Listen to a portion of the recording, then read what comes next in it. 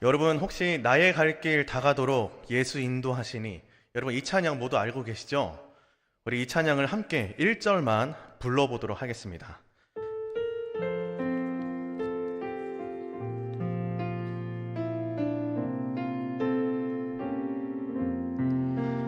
나의 갈 길 다가도록 예수 인도하시니 내 주 안에 있는 긍휼 어찌 의심하리요. 믿음으로 사는 자는 하늘 위로 받겠네. 무슨 일을 만나든지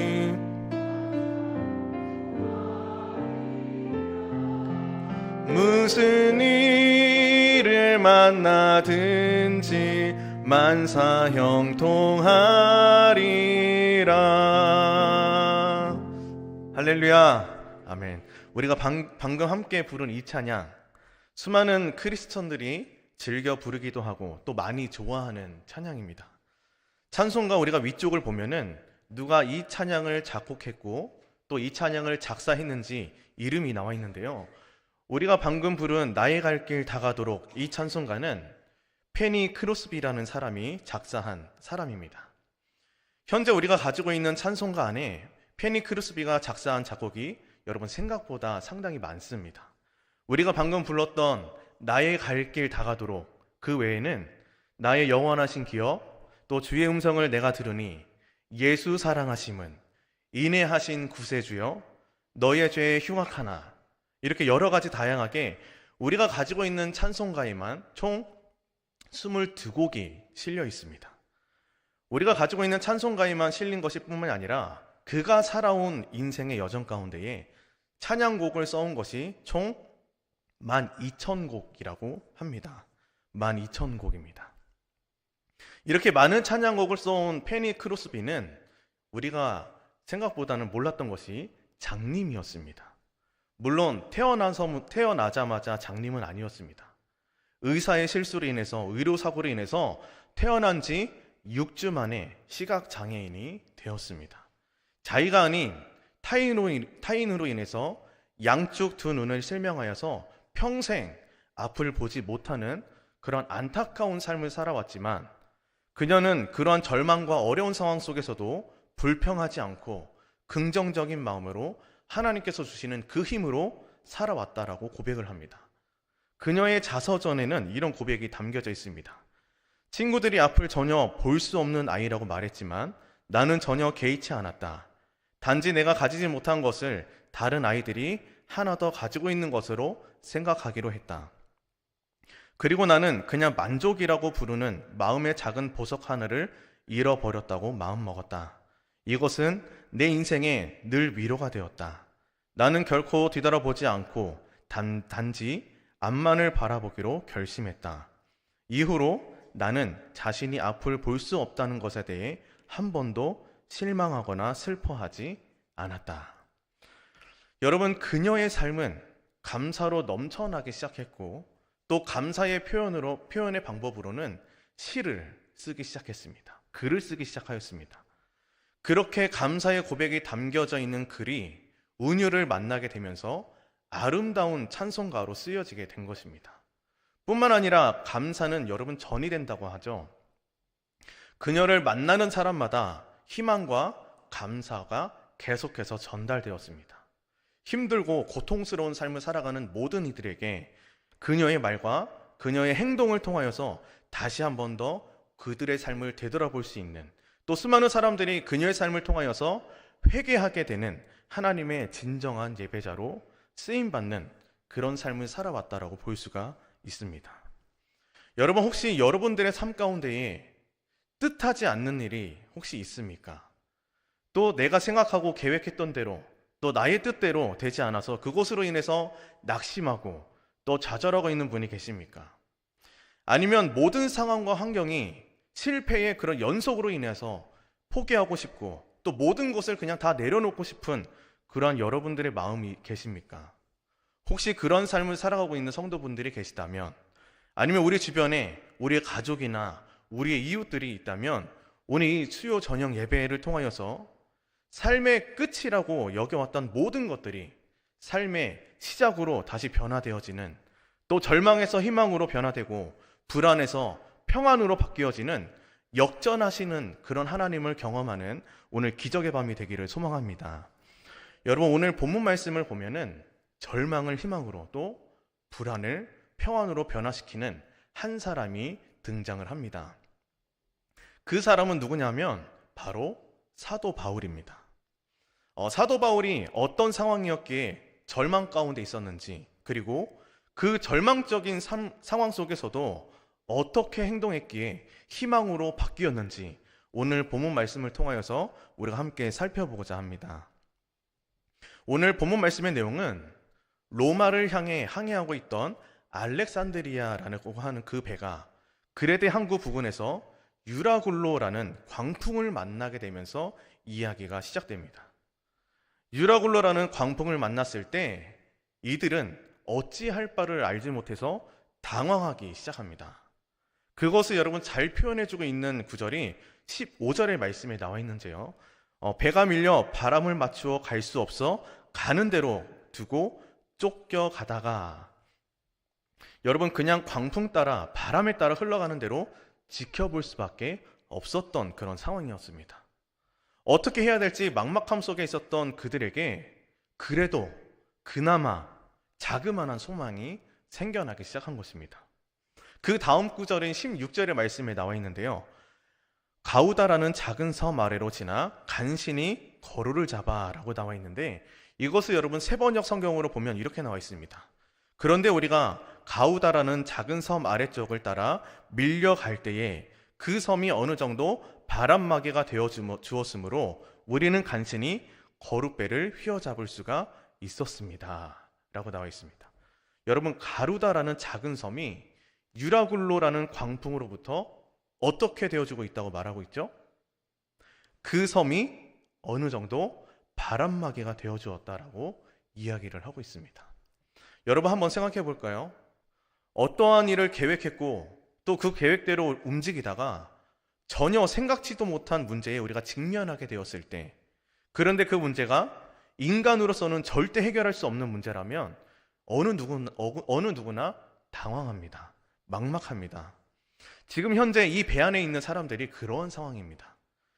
이 배 안에 어떤 전문가가 있는다 할지라도 아무것도 할 수 없는 그런 상황. 그저 광풍이 무사히 지나가기만을 기다릴 뿐입니다.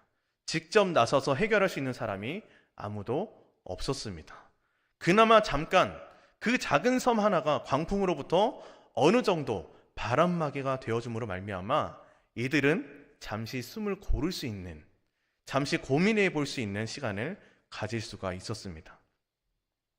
여러분, 근데 이때 이 순간에 잠시 숨을 고를 수 있는 이때에 어느 한 사람이라도 여러분 바울의 충고를 했던 말을 떠올리면서, 우리 배 안에 있던 사도 바울이라는 사람이 있는데 이 사람에게 기대를 걸어보는 것이 어떻겠습니까? 라고 이야기를 하는 사람이 있었더라면 이들은 과연 이 앞으로의 삶이 어떻게 전개되었을까라는 것을 한번 묵상하게 되어 보았습니다. 그러나 여러분, 이들의 선택은 어떤 선택을 하게 되었느냐? 18절의 말씀에 보면은 우리가 풍랑으로 심히 어떻게 했다고 나와 있습니까? 심히 애썼다라고 나와 있습니다. 심히 애썼다.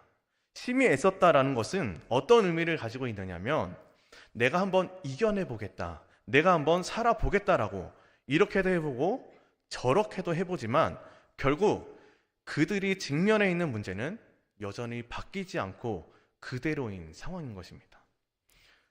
늦은 저녁에 정확하게 기억하는 것이 1월 6일 토요일이었습니다. 주일 사역을 마치고 나서 주일 준비를 마치고 부모님 댁에 놀고 있는 아이들을 데리러 가는 김에 저녁 식사까지 해야겠다라고 생각을 하고 갔습니다. 부모님 댁에 도착하고 보니까 오늘처럼 눈이 조금씩 오기 시작했습니다. 그런데 여러분, 눈을 보아하니 제 경험상 잠깐 왔다가 멈추는 눈발이 아니라서 얼른 부모님과 잠깐 식사를 하고 집에 가야겠다라고 생각을 했습니다. 왜냐하면 저희 부모님 댁이 상당히 언덕길입니다. 심지어 그 언덕길에 열선이 깔려 있지 않는 상당히 가파른 오른 언덕길입니다. 그런데 그렇게 저녁 식사를 하고 함께 대화를 나누던 중에 누군가에게 연락이 왔어요. 따르릉 따르릉 연락이 왔는데 차를 빼달라고 연락이 온 것입니다. 그래서 잠깐 바깥으로 나가서 차를 빼주고 나서 상황을 지켜보니까 여전히 눈은 계속 오고 있었고 눈 위에, 도로 위에 눈이 조금씩 쌓여 있는 그런 상황이었습니다. 이 정도면 아직 괜찮겠다. 이 정도면 충분히 갈 수 있겠다라고 저는 생각했습니다. 사실은 제가 운전을 너무 잘합니다. 제가 운전했던 차에 타본 성도분들이 계시다면 인정할 것입니다. 여러분들이 상상하고 있는 그 이상으로 저는 운전을 잘한다고 생각을 합니다. 차를 다시 주차해놓고 다시 부모님과 함께 대화를 나누고 교제를 나누다 보니까 시간이 너무나도 늦은 상황이었습니다. 다음날 주일이기도 하고 또 아이들도 상당히 졸리기도 하니까 이제 집에 가야겠다라는 생각을 가지고 밖을 나서는데 그렇게 운전 부심이 있던 제가 고민을 하기 시작했습니다. 이거는 좀 무리인 것 같다. 어떡하지? 차를 놓고 가야 될까? 고민을 하기 시작했습니다. 그런데 그 고민은 잠시, 여러분 제가 누굽니까? 운전 부심이 있던 김성은입니다.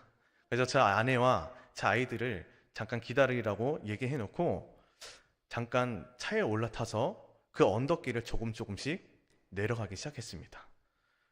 조금씩 브레이크를 밟으면서 내려가고 있는데 브레이크를 밟을 때마다 차가 1cm, 한 2cm 정도 계속해서 밀려 내려가는 겁니다. 그리고 그 언덕길에 제 차만 있으면 너무나 다행인데 양옆에 다른 차도 주차되어 있는 상황이니 운전 부심이 있었던 제가 처음으로 운전으로 인해서 당황하기 시작했습니다. 그러면서 생각을 했죠. 이건 도무지 안 되겠다. 이대로 가다가는 정말 큰일 나겠다. 그때 당시 차를 도로에 그냥 세워놓고 나오더라도 충분히 이해할 수 있었던 그런 날씨였기 때문에 고민하기 시작했던 것입니다. 차를 여기다 놓고 갈까? 그리고 그 다음날 새벽 아침 일찍 나와서 차를 가지러 갈까? 오늘 본문 말씀에 나와 있는 상황, 20절의 말씀에 나와 있는 것처럼 여러 날 동안 해도 별도 보이지 아니하고 큰 풍랑이 그대로 있음에 구원의 여망마저 없어졌더라.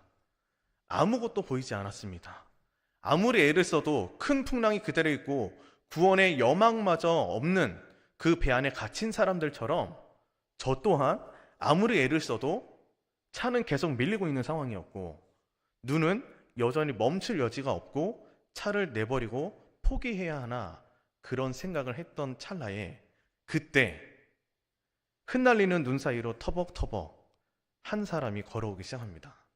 한 손에는 마대자루, 다른 한 손에는 제설자를 가지고 터벅터벅 걸어오기 시작합니다. 여러분 누굴까요? 바로 김동자 구자 목사님입니다. 저희 아버지입니다. 마대자루로 타이어가 노면에 닿을 수 있는 길을 열심히 쓸어주기 시작합니다. 그리고 그 위에 제설제를 뿌려주기 시작합니다. 언덕길이 마무리되는 시점에 한참을 쓸고 한참을 뿌리더니 멀리서 외치기 시작합니다.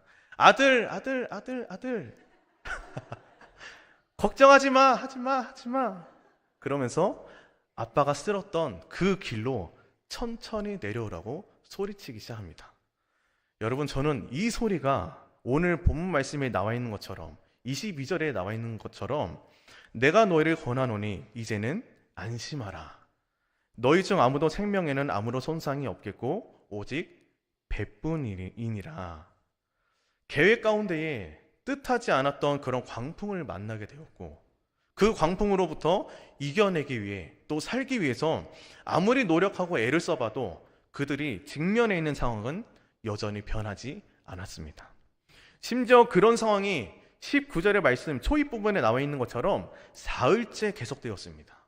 그리고 20절 말씀에 나와 있는 것처럼 해도 별도 보이지 않는, 조금이라도 나아질 기미가 보이지 않는 그런 상황. 결국 배 안에 있는 이들은 구원의 여망마저 없어진, 그나마 품고 있었던 살고자 하는 그런 마음마저 포기하려는 그런 상황. 그러한 절망적인 상황 가운데에 하나님의 사람인 사도 바울이 선포를 합니다.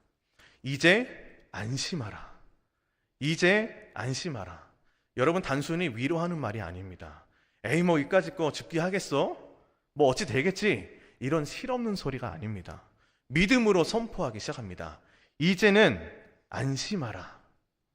바울이 이렇게 선포했을 당시 혼자 덩그러니 다른 공간, 다른 시간에 있었던 것이 아닙니다. 구원의 여망마저 없었던 그런 사람들과 같이 똑같은 공간, 똑같은 시간, 똑같은 그런 상황이었습니다. 그들과 똑같이 바다 한가운데 있었고, 그 바다 한가운데에 유라굴로라는 광풍을 만났습니다. 해도 달도 별도 보이지 않는 그런 긴박한 상황이었습니다. 그들과 똑같이 고통스러웠습니다. 그들과 똑같이 고난의 순간이었습니다.